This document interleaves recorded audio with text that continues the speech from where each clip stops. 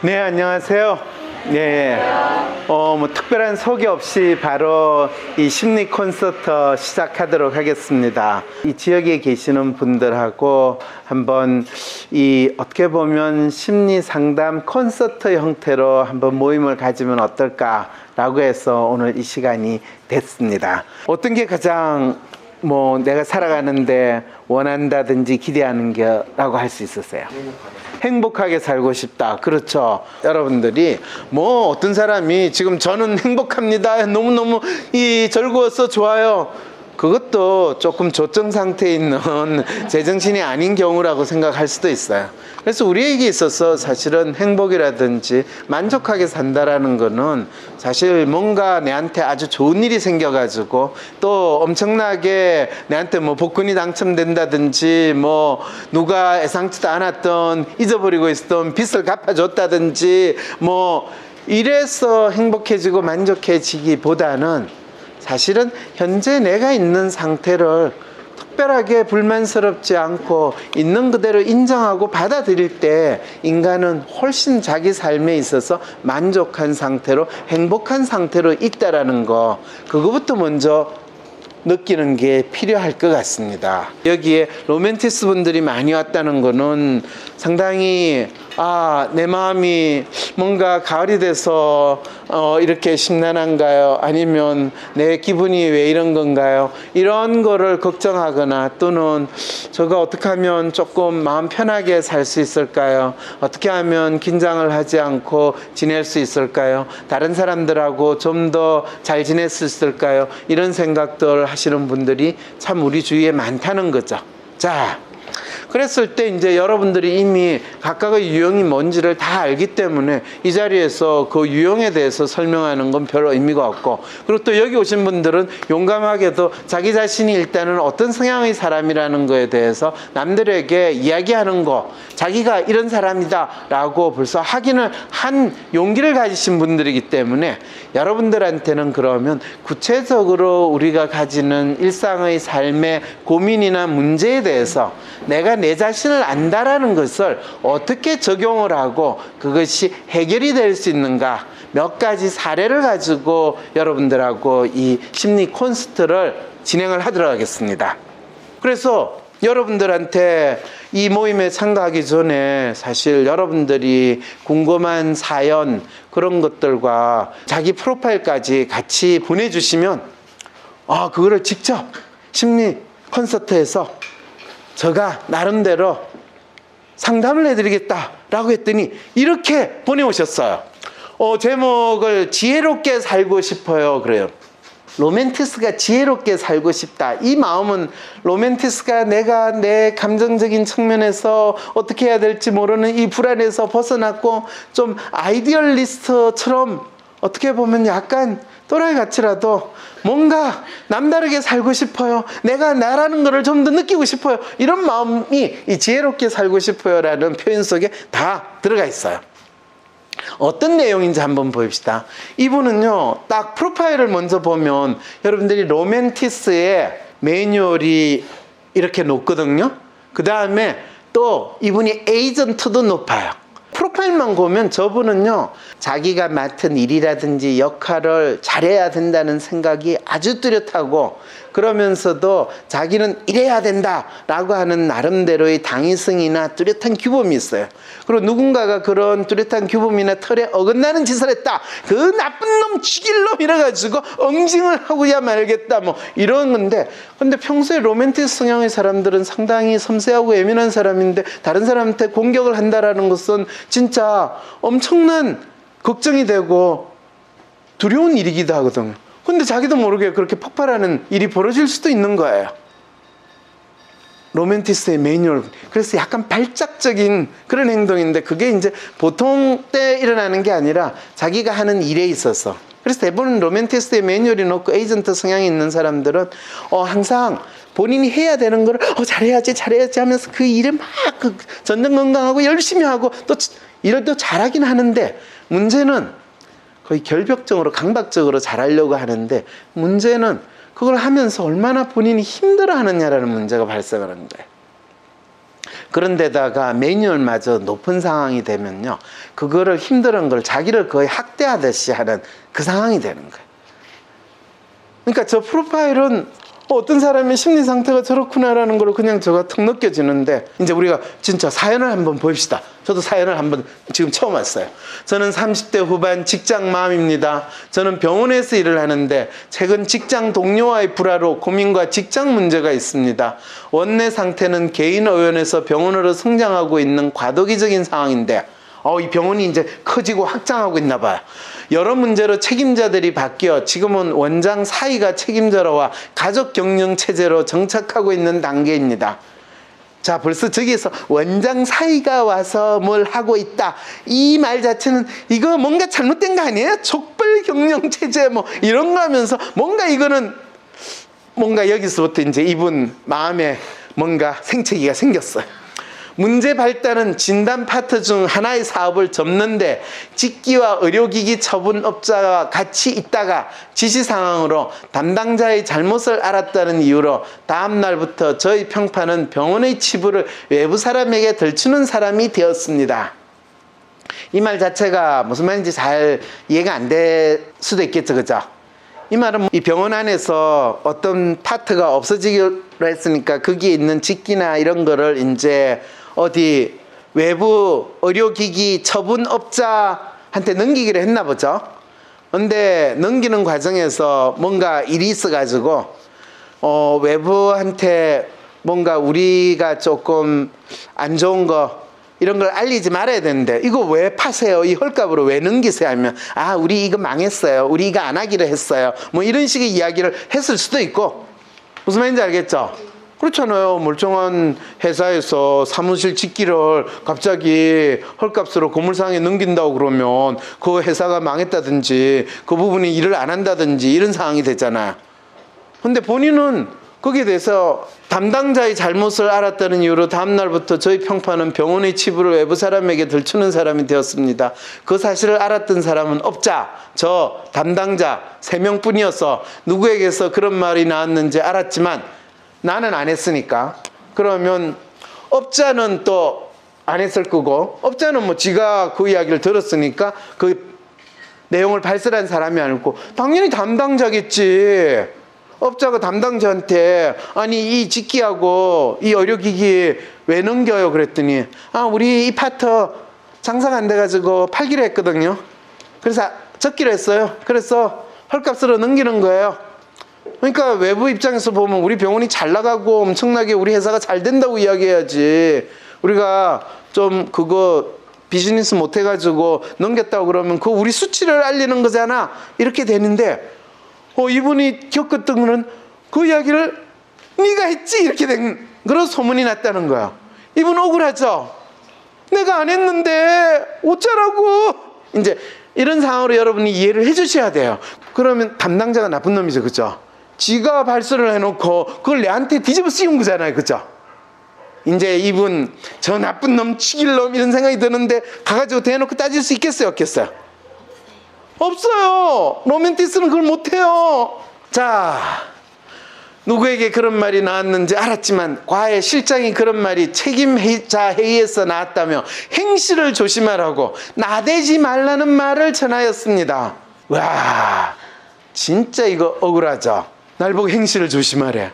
내가 무슨 잘못을 했다고? 내 행실이 어땠어?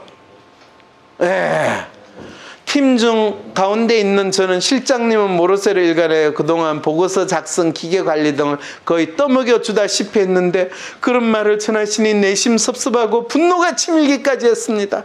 나이가 있다 보니까 커리어가 되어도 프리랜서에 가까워 내가 뛰어야 하는 실정인데 나름 커지는 병원에서 정착을 하고 싶은데 이런저런 구설수에 오르내리니 이제는 죽은 더 쭈그려 있어야 하나 싶기도 하고 고민을 하니 남편은 오랜 직장 생활의 지혜로 너무 튀지 말라고 하더군요. 이 말은 뭐예요? 남편은 리얼리스트로 지내시는 분인데 이분은 로맨티스트고 날 보고 튄데 사실은 저분은 평소에 참 조심하고 참 바람이 불면 날아갈세라 비가 내리면 젖을세라 진짜 조심하면서 사시는 분이에요. 근데 억울하게도 자기한테 누군가가 누명을 씌운다라고 생각되면 그 자기가 조심하고 조용히 살았는데 내가 이렇게 억울한 상황이 됐다면 속에서 보글보글 끓고 이분 잠이 안 올 거예요. 그래서 지금 불면에 시달릴 수도 있고 벌써 소화장애 와가지고 지금 며칠째 덥수룩한 상태에 있을지도 모르겠고요. 이게 이제 장기화되면 손발이 저리기 시작하고요. 이제 허리 통증이 오기 시작하는 이런 일이 벌어지기 시작해요. 그런데 어쨌든 간에 튀고 싶은 게 아니라 아닌 건 아닌 거고 지시사항을 충실히 하는 건데 저는 욕먹고 뒤에서 손바닥 비비며 네네 하는 대우받는 불합리한 환경에서 저는 어떻게 지혜롭게 살 수 있을까요? 어떻게 지혜롭게 살 수 있을까요? 그럴 때 예수님이 그랬죠. 뱀같이 지혜롭게 되라고 그랬어요. 그러면 지금 이분이 해야 될 일은 뭐예요? 일단 뱀이 지혜로운 건요, 물을 인간을 잘 봐야 돼요. 예, 아무나 물면 본인이 죽어요. 예, 일단은 지혜롭게 조용히 숨어 있어야 돼요. 그래 놓고 어떤 인간이 나를 이렇게 물었는가. 자, 여기서 그러면 뱀같이 지혜롭게 하려면 이분은 어떻게 해야 되죠? 본인이 억울함을 표현을 해야 돼요, 말아야 돼요?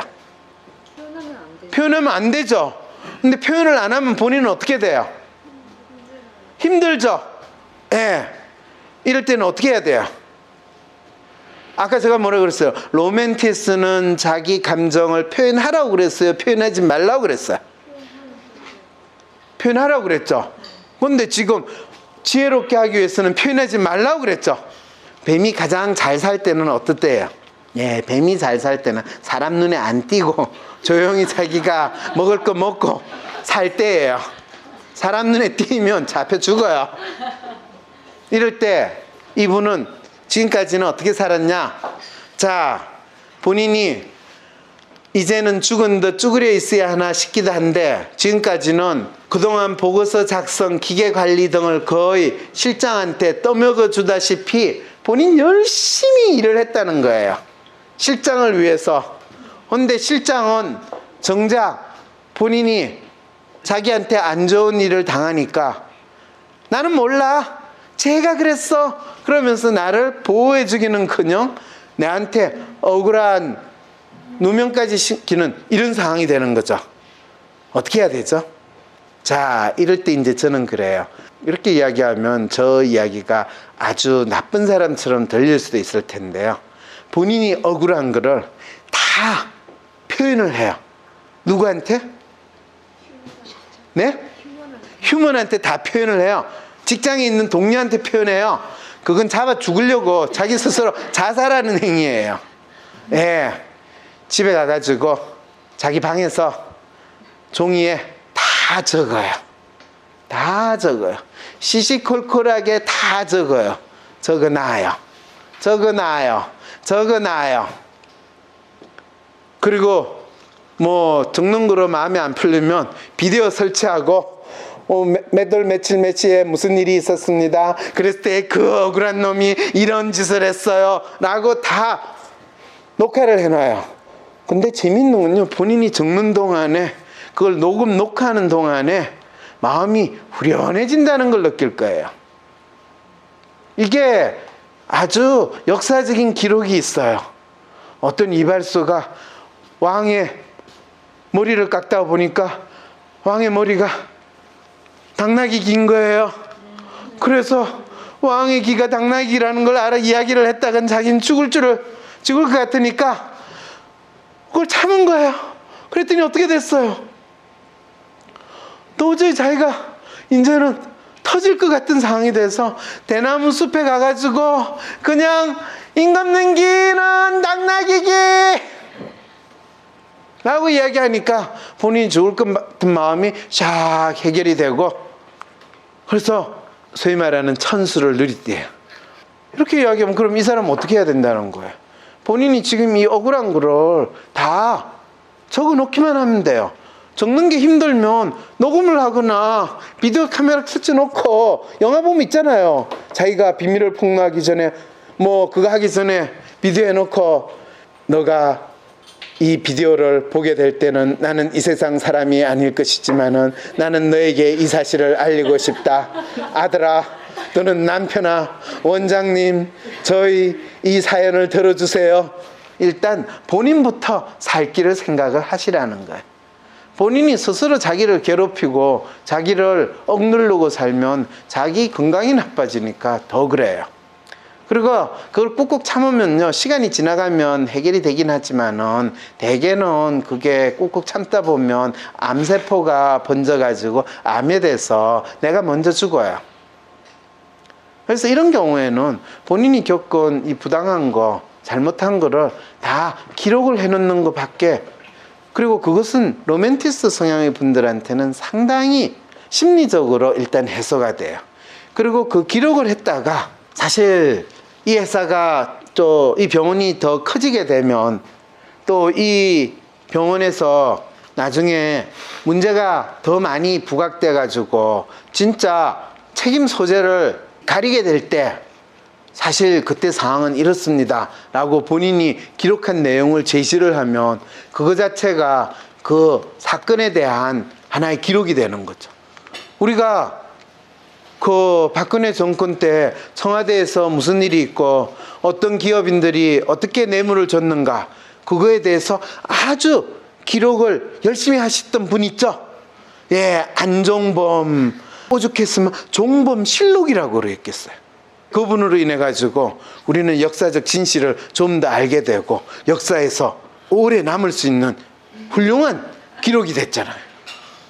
이분은 본인이 얼마나 열심히 일한 거에 대한 기록이 되는데, 가장 지혜롭게 사는 거는 이분이 사실 이제 본인이 가지고 있는 나름대로의 욕망은 뭐냐 하면 나름 커지는 병원에서 내가 정착을 하고 싶은 거예요. 이분이 커지는 병원에서 그러면 내가 좀 더 높은 자리에 올라갈 수 있고 더 나의 영향력이 커질 수 있는데 여기서 내가 잘 살고 싶다 하는데, 그렇지만은 그 동네가 불합리하고 심지어는 부패할 가능성이 더 많아지면 아무리 커지는 동네에서 자기가 있다 하더라도 자기도 똑같이 그 부패한 그거에 또는 잘못된 거에 물들어갈 수밖에 없는데 꼭 그렇게 살고 싶어요? 굶어 죽는 게 아니라면 차라리 그거는 내가 내 삶을 사는 데 있어서 나는 나름대로 내가 쪽팔리지 않고 남들하고 멋있게 살고 싶다. 돈만을 위해서 돈 많이 벌면 무슨 나쁜 짓이라도 다 하겠다. 그런 마음이 아니라면 차라리 여기에서 내가 언제든지 내일이라도 그만둘 수 있다 라는 마음으로 그냥 자기 일 하시고, 자기가 열받는 일을 경험했거나 잘못된 일을 경험했을 때는 집에 가가지고 그거를 다 기록을 해놓고, 그리고 이 사람들이 하는 게 진짜 잘못되고 내한테 부당한 거다 하면 항상 스마트폰 녹음기 눌러가지고 항상 녹음을 해놓으면 어느 순간에 우리 그거 봤잖아요. 한진가 거기에서 뭐 회의할 때 큰 소리 막 치고 욕설하는 거 딱 녹음했다가 그거 딱 인터넷에 올리기만 하면 바로 다음날 회장님 저 경영에서 물러나겠습니다 이런 일 벌어지잖아요. 지금 원장 사이가 책임제로 이제 들어왔으면 잘못된 거 있은 거 그거 딱 녹음했다가 인터넷에 딱 올리면 어떻게 돼요? 원장 사이, 원장 딸아들도 날아가는데 뭐 사이는 뭐 더 쉽게 날아갈 수 있겠죠. 예, 그러면 본인이 사회 정의에 공헌하고 이바지하는, 그렇기 때문에 본인이 얼마든지 자기 삶에 있어의 뚜렷한 가치를 지향하면서 살 수가 있어요. 예, 이제 이분 어떻게 지혜롭게 하는지 제가 이야기했죠. 예, 이런 사연입니다. 또 어떤 분이 이런 사연, 저 잘하고 있나요? 라는 사연인데요. 어떤 사연인지 하면, 저는 현재 35살이고 경찰 공무원으로 일한 지 10년이 되었으며 아직 미혼입니다. 어렸을 때부터 대인관계가 어려워 학생 시절부터 왕따처럼 혼자 많은 시간을 보냈습니다. 생계를 위해 어머님의 급료로 약 10년 전에 경찰 공무원 시험을 보게 됐는데 적성뿐만 아니라 사람들 관계로 인해 어려운 시간을 보냈습니다. 그러다가 7, 8년 전에 직장에서 징계라는 힘든 일을 겪고 직장 생활에 회의와 고민을 하게 되면서 공무원을 그만두려고 했습니다. 경찰 공무원을 일한 지 10년이 되었대요. 35살이고. 근데 이분이 지금 프로파일을 보세요. 이 프로파일을 보면 M자형 로맨이거든요. M자형 로맨인데다가 지금 매뉴얼과 컬처가 높죠. 그래서 이런 경우에는 다이아몬드형이라고 이야기를 해요. 다이아몬드형인데 이 다이아몬드 하나, 둘, 또 사실은 요까지 하면 3개까지 만들어질 수 있는 형이라서 다이아몬드형이라고 그러는데, 다이아몬드형은 상당히 독특하고 나름대로의 뭔가 고차원적인 정신세계를 가졌지만은 내 주위에 있는 인간들은 다 수준이 떨어지는 인간들이다라는 아주 쉽지 않은 생각을 가지고 있어요. 본인이 자기 나름대로의 권위나 자기 나름대로의 전문성이 있을 때는 이 유형의 사람들은 아주 살아가는 데 있어서 나름대로 의미 있고 중요한 사람인데, 실제로는 본인이 그런 거를 인정을 받지 못하는 상황에서는 상당히 힘든 고민을 가지게 돼요. 자, 그러다가 여행을 다니기 시작하면서 배우기 시작한 영상의 매력에 빠지게, 현재 영상을 전문적으로 배우기 시작하면서 회사 내에서 영상을 만들어 홍보를 하고 있는 일을 하면서 개인적으로도 작품을 꾸준히 만들어 인스타 등 SNS에 올리기 시작하고 있습니다. 늦은 나이에 시작하는 거라 해서 홍보 영상도 만들고 개인 작품도 만들고 영상 공부까지 하느라고 하루가 바쁘게 지냈습니다. 이분 진짜 훌륭한 지금 일을 하는 거예요. 왜냐하면 M자형의 성향의 사람들은 상당히 예술적인 능력이나 이런 창작을 하는 능력이든 자기 나름대로 전문적인 뭔가를 본인이 충분히 에너지와 시간을 넣어가지고 써면 그걸 잘할 수 있는 능력이 있는 탤런트가 있는 사람들이에요. 그런데 뭐 공무원 생활을 한다는 것 자체는 그런 거를 발휘하기가 사실 쉽지 않고 일 자체에서 그런 걸 충족하기 힘들잖아요. 항상 시키는 일을 하는 측면이니까. 그런데 이분은 우연히 영상하는 거를 배우게 돼서 그걸 하게 됐다라니까 상당히 대단한 거죠. 자, 이런 진로를 선택하게 된 과정에서 항심서가 저에게 큰 도움이 되었습니다. 저 같은 경우는 저 작품을 통해 사람들이 관심을 보여줄 때 매우 큰 즐거움과 기쁨을 얻고 있습니다. 문제는 배운 지 얼마 안 돼서 사람들이 얼마나 많은 관심을 보여줄지, 그리고 앞으로 계속 잘할 수 있는지 매일 노력하고 있음에도 늘 고민을 하게 됩니다. 그러면서도 실력을 키워야 된다는 압박감과 나만의 작품을 만들어야 한다는 부담감으로 어쩔 때는 그냥 남들처럼 그냥 일이나 할까 하는 생각도 들었습니다. 하지만 이제 영상을 만드는 것은 회사에서나 개인적으로 너무나 큰 부분을 차지하고 있어 만약 그만둔다면 다시 예전으로 돌아갈까 매우 무섭고 두려운 일이 될 것 같습니다. 자, 그랬을 때 제 나름대로 잘하고 있다는 생각이 들면서도 다른 한편으로는 나처럼 이런 고민을 하고 있는 사람들을 만날 기회가 적어 내가 잘하고 있는지 늘 불안함을 느낍니다. 항심소 심리학 콘서트를 통해 저와 비슷한 부류의 사람들을 만나면서 인생에 대한 태도와 정체성 등에 대한 많은 공감을 나누고 싶습니다. 또 걱정되는 부분이 이제 제가 35인데 결혼을 생각할 시기가 이미 훌쩍 넘었음에도 불구하고 결혼을 하면 내가 하고 싶은 일도 못할 것 같은 두려움을 느낍니다. 하지만 내가 하고 있는 일을 공감해주고 즐겁게 할 수 있는 여성분을 만날 수 있다면 결혼은 아니더라도 만나고 싶은 생각은 늘 하고 있습니다. 아무쪼록 항심소 심리학 콘서트를 통해 현재 가지고 있는 고민들을 같이 나누어 볼 수 있는 좋은 기회가 되길 바라며 늘 방송으로만 듣고 보던 박사님을 볼 수 있다는 생각에 매우 설레입니다. 예, 저도 설레입니다. 예. 이미 이분 문제에 대해서 또 고민하는 거에 대해서 여러분들 이미 답 나름대로 다 나왔죠? 어떤 답이 나왔나요? 계속 하면 되죠? 네, 계속 하면 돼요. 네?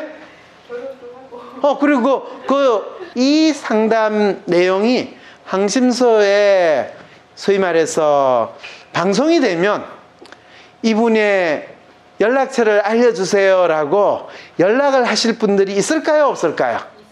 있어요. 그분 연락처들을 제가 전달을 해드리면 되는 거죠. 왜냐하면 항심소 듣는 분들 중에서 이 영상 제작하는 디자이너 분들, 그리고 또 그 중에서 여성분들, 그 중에서 20대에서 30대에 있는 여성분들 많으시거든요. 또 이분이 공무원을 한다니까, 또 안정된 직장이니까, 또 그러면서 M자형이기 때문에 상당히 매력이 있으세요. 근데 또 매뉴얼과 컬처가 높기 때문에 상당히 영상에 대한 이야기를 나누고 할 때는 상당히 서로 대화가 잘 통할 거예요. 근데 그거를 벗어나는 대화를 할 때는 좀 성질이 더러울 수도 있다는 거에 대해서 사전에 인식을 하고 받아들이면 또 그것도 얼마든지 할 수 있게 되는 거죠. 네. 자, 이제 그런 상황에서 이분 사연, 더 이상 제가 상담해 줄 거 있어요, 없어요? 없어요. 더 이상 뭐 걱정할 게 없다라는 말씀을 해주신 것에 대해서 너무나 또 감사하고 또 많이 도움을 받아서 좋은데요. 네, 좋은데요. 본인이 경찰이잖아요, 그죠? 그런데 경찰이 만일 이런 경찰이 있다고 생각을 해요. 본인이 텀텀이 일과 시간에 자기 일하는 것과 관련해 가지고 시민들에게 알리는 홍보 영상도 만들고 또 재미있는 마치 그걸 고발 영상은 아니지만 여러분 이런 건 곤란하지 않아요? 뭐 이런 것도 만들고 그걸 코믹한 영상들을 그때 만들어 가지고 그거를 인터넷에 올리면서 아 진짜 그런 거를 만일 이 유튜브에 뭐 일주일에 하나가 부담된다면 한 달에 2-3개씩 올리면서 그걸 사람들이 보고 재밌다. 조회수가 10만 회, 100만 회 되면 어떻게 되겠어요? 그렇죠. 이런 분은 인터넷 경찰 스타가 되는 거예요. 그런 상상을 혹시 해보신 적 있었어요? 그게 제 어떤 목표이기도. 근데 이제 아까 은연중으로 회사는 말 그대로 약간 딱딱한 부분이다. 그러니까 그래서 회사에 처음 시작할 때는 적들이 나의 정체를 결코 알지 못하게 하라고 해가지고 만들어서 올려야 돼요. 네. 무슨 말인지 알겠죠? 그렇다고 본인이 조직에 속한 사람으로서 조직을 욕되게 하면 안 되겠죠, 그죠? 그러니까 조직을 약간 까지만은 우리 조직을 이뻐해서요. 우리 경찰을 좀 더 믿고 국민들 힘을 보태주세요. 이런 내용도 이제 중간에 항상 들어가는 거야. 그 카페에다가 경찰 업무 관련된 영상을 올리는데 네. 잘 만든다고 사람들은 얘기하는데 제가 경찰인지는 몰라요. 오, 이제 알겠죠? 이게 뿌듯 약간 그런 희열 같은 것도 그렇죠. 나는데 그래서 단순히 그냥 잘 만드는 게 아니라 그 내용 자체가 경찰이 더 본연의 업무를 잘할 수 있고 또 경찰이 진짜 국민들의 사랑받는 경찰로 나아갈 수 있고 그 속에서 본인이 아마 내가 장담하건데요. 그래가지고 본인이 그거를 진짜 몇 년 지나가지고 본인이 올리면 한 100만 조회가 되는 게 몇 개만 생기면 본인은 곧 전국의 경찰을 대표해서 홍보 요원으로 본인이 활동을 하는 희한한 일을 경험을 하게 될 거예요. 그런 날이 꼭 왔으면 좋겠습니다. 네. 자, 여러분들 처음이라서 조금 이 산만하고 또 하긴 하겠지만은 이렇게 짧은 순간에 사람들의 마음이 또 열리고 또 자기 고민들을 표현할 수 있고 나름대로 또 자기 삶의 문제에서나 또는 자기 삶의 방향에 대한 힌트를 얻을 수 있구나 라고 느꼈다면 여러분한테 조금이라도 도움이 되는 시간이 되지 않을까 싶습니다. 네, 감사합니다.